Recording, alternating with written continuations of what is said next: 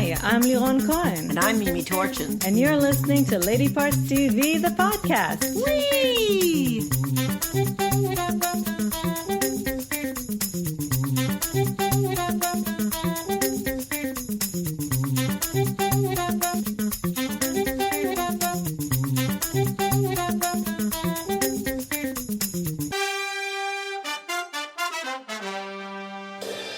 Hello, everybody. Hi, Mimi. Hi, Liron. How have you been? Good. It's been 3 weeks. Yeah. I think at least, since our last podcast. You should know how I've been. You have a point. I don't know how we managed to accumulate 10 shows to put in our stats, but We work hard at it, Liron. Yes, between Democratic conventions, binging on old shows, watching movies, we did manage to tally 10 shows, and we got 50-50. 50% of the episodes were written by women, and 50% were directed by women. So, yay! That did include Wentworth. That's kind of like cheating, but I know it's not. But anyway, thank you for waiting patiently until we had the chance Because to I know you all were sitting by your computers and phones. I mean, where's the Lady Parts podcast? I mean, if you watched Talking Teal, then you got between an hour and a half and 2 hours of content every week. So you see why we've been busy. Yes. Also, we have a lesbian movie club planned for next week. And we have a Lady Parts TV Awards that I'm currently editing, which will be posted September 5th. So we hope you watch the premiere live with us on the chat. We're very busy during this pandemic. Very busy. Even though we haven't left our house for 5 months. Well, we did. We took one ride. But I've been busy disinfecting a lot of things. Yes, That you takes have. up a lot of my day. Anyway, we're going to start you off with 2 new shows on Acorn TV, our favorite streaming service, as you know. And Mew will tell you about the first one. All right. The first one is called Family Business. En anglais is called Family Business. En anglais. Oui. Uh-huh. Season 1 premieres on Acorn TV Monday, August 24th. There are 2 seasons that ran on French TV from 2017 to 2019. Acorn currently has the first season. Yes. Hopefully they'll get the second The first season. season is Yeah. there. Will be there the 24th. It's an 8-episode French drama created by Emmanuel Rey-Magnan and Pascal Fontany. So I'm just going to give you a couple of the stars. Catherine Marchal, who plays Astrid, and she's the main lawyer of this family firm. I think she's the one who founded the firm, Yes. And Ophelia Kolb plays Audrey, her daughter. Who works for her. Who works for her, yes. They have a family law practice, a very successful one. It's a very Tony offices, and about 75% of the people in the show are women. Well, about actually the 75% of the women lawyers, of the lawyers working for the firm are women, and they state that at some point. Okay, and they do. And each show is either 1 or 2 cases du jour. And then, of course, their private lives carry on. The first episode was fantastic. It was very, very good. There are a lot of funny things. There's a lot of humor. The characters are all likable. The second one was very, very dramatic. Well, they were very smart to start interesting. with the first episode with a very strong case. It was Yes. because it's a family. It immediately It's family drama. It's family law. It's family law, so it's divorce and children and Pets. There's a very funny running gag about a bulldog that is just charming. I just love it. yes, and the cases are very interesting. They're not Very your usual interesting. typical what you would think. Yes, They're This is a sort of, I think, similar to a British drama called The Split. The Split. Starring Nicola Walker. who we adore, and we're going to have to go back to that because Liron's parents said that they watched the whole thing and they by the 3rd or 4th one it gets really great because we got bored after 2. Yeah, we tried twice. And and we love then Nicola, so we were love all there those for it. British things. There were a lot of great people in it. We just said no, I don't think so. But this one we're devouring. We just love it. So it's called Family Business. Premieres on Acorn TV Mondays. Is that how you say Monday in French? Mondays. No, it's what is it? Mon Dieu. Mon something. I know Tuesday is lundi, but anyway, it doesn't matter. Monday for we in America. It's subtitled. And August 24th. It's quite fun. I recommend it highly, and as does my beautiful wife. Oh, thank you. Still on Acorn, but off to another place on the planet. This is called The Sounds. It's a new show which is premiering with a 2-episode premiere on Acorn TV September 3rd, and it will be followed by weekly episodes. It's also 8 parts. I believe it is a limited series, though. I don't think that they'll be coming back for another season, and it takes place in New Zealand. It's created by Sarah Kate Lynch. Again, we have a lot of female-created content here today, which makes me happy. And it's starring Rachelle Lefevre.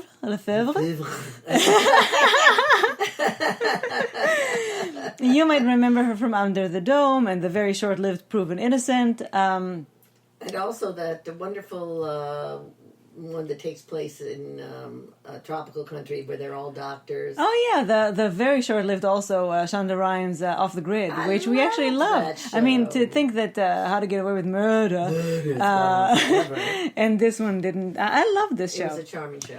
Anyway, this is a show about a married couple who moves to New Zealand to this kind of small town to start a company, a fishery, right? And they're actually basically trying to get away. They're Canadian, and they're trying to get as far away as possible from his family, which is a family of very rich, wealthy, controlling people. Anyway, so they go to New Zealand, and right from the very first episode, the husband disappears.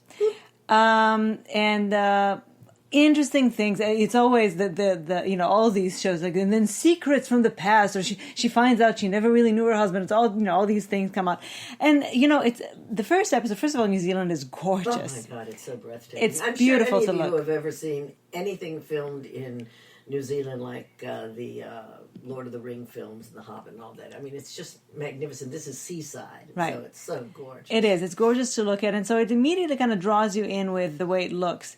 And the story immediately seems very intriguing because they start off really strongly.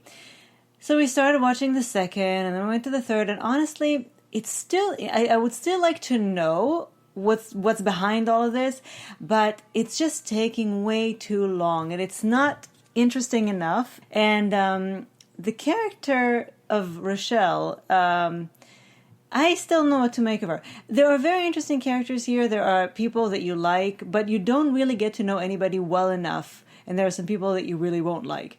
So by the end of the third episode, I expected to be a lot more invested. So we will have to at some point try to pick it up again, because I really do want to know where it goes. And it's not like I completely didn't enjoy it, but it kind of fell by the wayside. But I think we could go back to it. We should, because and this is something that actually I see a lot with my parents, that oftentimes they have a lot more patience than I do, and so they will tell me by the end of the series, oh, you should go back because after the 4th episode or something, it really gets interesting. So they haven't watched this yet, so I can't give you their review. But I think we'll go back to it. It's called The Sounds. It's starting Acorn TV September 3rd. And again, there are so many reasons for you to have Acorn TV. So have Acorn TV, and then there's no reason for you not to check this out, because you already are paying for Acorn TV. And it's a very minimal fee, and they are so worth it. Oh, I love their programming. All right. Now, here is a movie that I just fell in love with it. It's called When Hitler Stole Pink Rabbit. It's sort of like Jojo Rabbit. I mean, but it's not. But it's not, except for the fact that there is humor a rabbit? and lightness and a rabbit. A rabbit. Is there a rabbit? I mean, there's a rabbit in this. I don't remember. I don't think there's a rabbit. Jojo No. Rabbit. There definitely is a rabbit in this. Not a real rabbit. Not a real don't rabbit. worry. No rabbits get harmed in the making of this film. And let me just say that the movie is currently doesn't have a distributor in the U.S., but we were able to watch it through our local Jewish film festival. So just keep an eye out for it, because it will have small screenings here and there in festivals, and then eventually it will come out. So just something to add to your watch list. Do keep an eye out for it. It's a German film. I love German films. It's directed by Caroline Link, written by Anna Brueggemann and Caroline Link, and based on the novel by Judith Kerr, which I believe is her story, right? She's a young girl.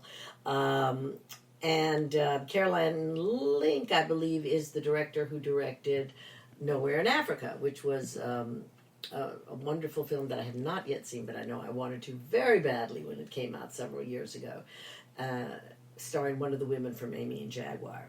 Anyway, she's a very, very good director. And the film is also quite beautiful to look at because it takes place in different places around the world. It's starring Riva Krimilovsky, who is the young girl who is wonderful. Oh, she is just divine. You will just fall in love with her.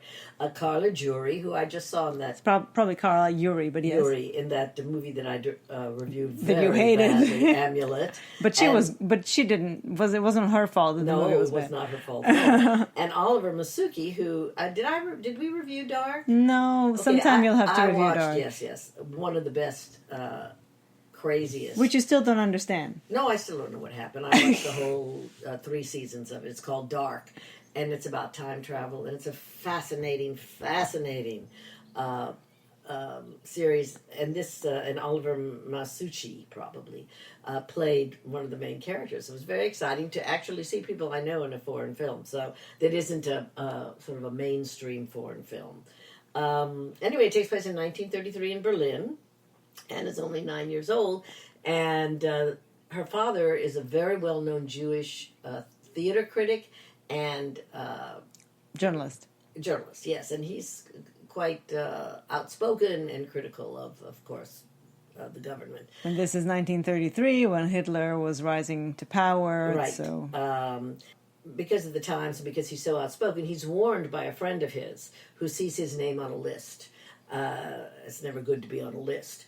Not when it comes to the Nazis, anyway. He flees to Zurich, and the family gathers up their stuff very quickly and follows him. So because they're traveling lightly, they each are allowed to take one toy. She's choosing between 2, and she ends up leaving Pink Rabbit behind. They have a wonderful housekeeper also. I just want to say, needless to say, Pink Rabbit is a metaphor for everything that Hitler steals from their family by basically stealing not actually some of these things they will probably steal, but in terms of stealing their childhood, their lives, their futures, everything they had planned. Their homeland, everything. Yes. Exactly. So that's what Pink Rabbit represents. And also it's actually about being a refugee. Mm-hmm. Because it's all about being a refugee. They have to go to different places. They have to depend on the kindness of strangers. They finally end up in Paris. The thing is that the father keeps telling the truth, yes. And so they can't, which I appreciated, but it does keep putting them in jeopardy, which is why they keep having to move. But this is her real story, and actually, we were afraid that it would be a lot about the Holocaust, and that we would see because they do. They would cart them off, and we would have to see them in camps. Camp. And actually, no, it's all about their experience as refugees. And I think that what's so fascinating about it is that it's very relevant because the refugee problem is huge right now, and these people, even though they incur discrimination and poverty and a lot of other things, they have one another, and they have great spirit. Exactly, and they do. I admire how they wonderful. Yes, they're especially I think people who have children kind of have to find it's like we just talked about it, a beautiful life. People have to find ways to keep things lighter and happy because they want to preserve that for their children. The mother's a pianist and an opera. Yeah. She wrote a whole opera that she never got to. She's a musician. Yeah. They're very fine people. They're very cultured people. And they're very adaptive people. They're amazing. And they meet some very wonderful people besides some not so nice people. Exactly. It's a gorgeous film. I absolutely loved it. I was buoyed by it. My heart was a little broken by it. But a little warmed, too. It's beautifully acted, gorgeously written, and beautiful to look at. You will love this film. When Hitler Stole Pink Rabbit, keep an eye out for it. It is worth every second of your time. Add it to your list, the kind that you do want to be on. Exactly. Okay, now we have a lesbian movie review. We are not doing a lesbian movie club for it because it was a small movie, and we liked it very much. But we didn't feel that it justified a whole vlog. It's called First Girl I Loved. It's from 2016. Thank you very much to. I'm so sorry, I forget your handle on Instagram. Who recommended it and. And anytime you have things to recommend, please send them over. Away, absolutely. And we found this on Hulu. It's written and directed by Karam Songs, and starring two young ladies called Dylan Galula, not sure, and Brianna Hildebrand. Mateo Arias and Pamela Adlon plays one of the mothers, and Cameron Esposito in a small but very important role. And these girls are 17. They're still in high school, and they're actually working on their yearbook. They're about to graduate. And Anne, who is the protagonist, is starting to realize some things about herself because she falls in love with Sasha, another young girl in her school. And very popular. Yes, and they develop a certain... They both understand that they are having feelings for each other, and they both kind of don't know what to do with it, except one of them is handling it better than the other. And Clinton, played by Mateo Arias, is Anne's best friend. He's a guy, and when she tells him about her feelings for this girl, apparently he has had a crush on her for a very long time, and so he also responds not very wonderfully. He's had a crush on Yeah, he's had a crush on Anne. Yeah, I just said that. Yes, And but you didn't say which girl. Oh, okay. Oh, right.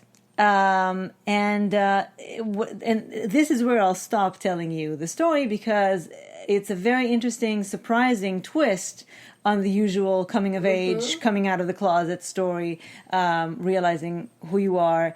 So there is a twist here that at first I wasn't sure about, but then I loved very much.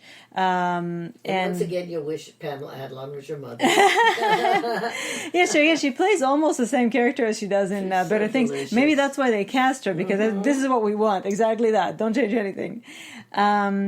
It was a really, really lovely movie, and even though it's about young girls, I personally love coming out stories and coming out movies when they're done right. The girls, even though they were young, they were very mature and very soulful, and I loved Anne, the lead. It was very well written, I thought. Very clever dialogue. Very good film. Very original. So we really enjoyed it, and we really recommend it. It was a really lovely 90 minutes or so to watch. First Girl I Loved on Hulu, and go check it out. The screaming services are keeping me from screaming. The screening services, all the streaming services. Yes, and by the way, if you have Xfinity, alive. which we do here on the island, you get HBO Max for free. Yay! And you get one of those Peacock, right? Right, but I think you only get like the very minimal Peacock, so I don't know if we'll get their original content, but we do get their library, which is great. Any SVU episode you ever wanted to watch, you don't even have to wait till they come on Ion or TNT USA, and you can watch it 3 or 4 times a week anyway. This way, if you feel like watching it on an off day, you can find it. Okay, and finally I know we're very late to the party, but we have a show to binge if you have been like us and never checked it out. Yes, I suggested it to my friend Debbie. She said, I watched that ages ago. I know. Yeah, we're very late to it. I don't know what took us so long. It never sounded like anything that would be too interesting to me. Once again, Ron's parents. Yes. They've become our one of our best. Well, we do things back and forth. We tell them to watch things. They tell us to watch things. And this is on Netflix, 3 seasons, 2015 to 2017. Bloodline. And now you're probably saying, well, duh. But if you're not saying, well, duh, then listen. It was created by Glenn Todd Kessler and Daniel Zellman. And I think one of the reasons it's not why we didn't watch it, but it really isn't very female female-oriented. It's just a great show. And it stars Kyle Chandler, Linda Cardellini, who I just love, and she's wonderful in this. Norbert Leo Butz, Jacinda Barrett, Sissy Spacek, Katie Finneran, and I don't know why we're waiting so long to mention Ben Mendelsohn. Because I don't like him. I know, I don't like him either, but he's the central character. At least in the first season. He's really the antagonist. In the first season. Yes, according to my parents later, he's not. Because you know something pretty soon and you realize. Yeah, that he's not good. And Chloe Sevigny is in it as well. So it's a very, very good cast. And you'll know a lot of the minor characters too. It takes place in the Florida Keys. It takes place in Isla Morada. And it is so breathtaking. Even though they're constantly sweating, they're constantly batting flies and if mosquitoes. Their air conditioner is broken, their life is over. But the family owns a gorgeous family home that's actually a hotel, an inn, and that's their life's work. Oh, did you mention Sam? Did we mention Sam Shepard? Oh, Sam no, Shepard sorry. also Sam Shepard is very prominent in the first few episodes. This home has been in their family for 50 years, and Kyle Chandler is a sheriff, but a detective, but otherwise everybody else. And Linda is a lawyer. Cardellini is a lawyer, but they all really... And what's his name works? Kevin is the marina. No, it's really Sissy Spacek and Sissy Shepard. But they do all contribute. They all live in the Keys, and it's a very small place, and they're all involved in everybody else's life, like every other small town. Exactly. And Ben Mendelsohn is the black sheep in the family, and he returns home, and he decides he wants to stay. Well, nobody really wants him to stay because he's a bad egg. And now, of course, there are secrets, as there always are, that will be revealed to you. One of the secrets is revealed very early on, and then we go backwards to perhaps why the incident occurred. There's an incident from childhood that shapes a lot of the story. You do start to understand a little bit about why Mendelssohn's character is Danny is so repellent, such a bad guy. But it's not enough. Well, we'll see. We have to say this. Yes. We're only halfway into the first season. Yeah. There are 3 seasons, so we might find a lot of things that we currently don't know. And in fact, if you know, don't tell us. And if it seems to start off a little slowly, or... It's not that it was slow, it was too much focused on Danny. And right. he was a repellent character, and I did not enjoy spending time with him. And I thought, oh, well, but they needed to build something up and then open it up. And that's what they did. I mean, Linda Cardellini very soon had her own, basically, episode. Right. Each of them has their own secrets. There's a major... There's just a lot going on. It's really good. And the storytelling... The storytelling, the way that they craft it's very, very, very good. The present. And how they slowly reveal things. It's very good. It's very well done. Well done. The acting is excellent. Course. And you know all these people, they're wonderful. And again, it's so beautiful. Yeah. So beautiful. I really recommend it. See it. Bloodline. 3 seasons, Netflix. Okay, thank you for joining us. I think we... Okay, I think we should leave. If you can hear that, it's a woodpecker that insists on making holes in my shingles. Anyway, hopefully we'll have one next week because we already have a lot of things lined up to tell you about. So we'll talk to you soon. Bye. Bye.